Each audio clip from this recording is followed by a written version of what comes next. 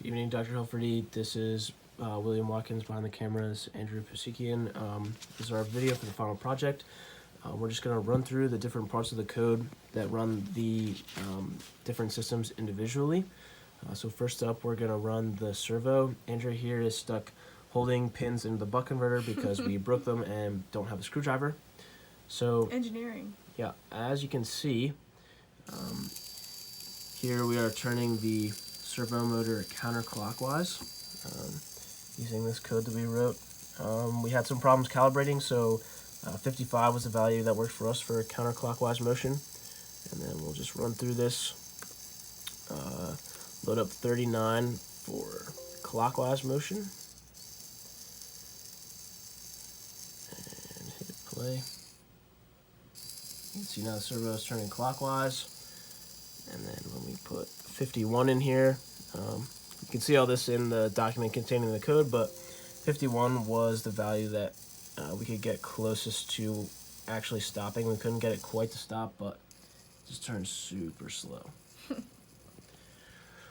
Okay, so now we are going to load up the code that runs the ping sensor and the corresponding LED.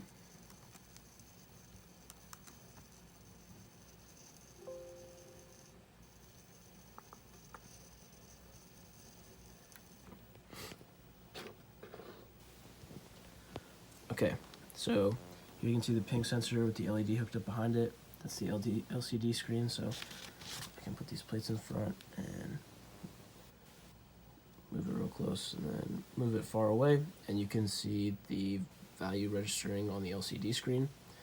You can see when you're inside 5 inches, the LED is lit up, and then as you move outside, the LED begins to blink. And so, like I said, as you can see in the document containing all the code, we were unable to get the parts to run all together. But that is the ping sensor and LED functioning appropriately, along with the servo functioning appropriately.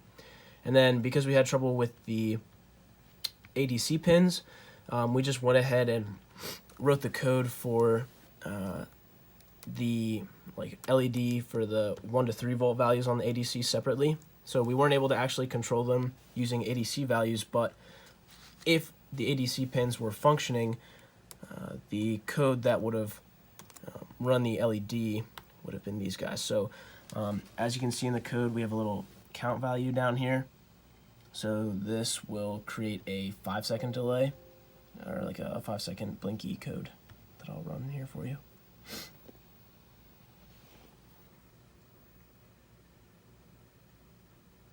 On for 5 seconds.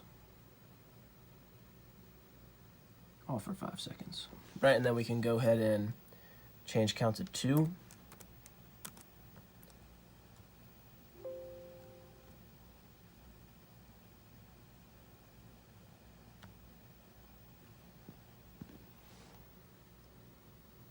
One, two, 1, 2. There you go. So those are all the different parts of our code. We were unable to get them to run all together at the same time, but we were able to write code that runs each of the different parts individually. So thanks. Happy grading.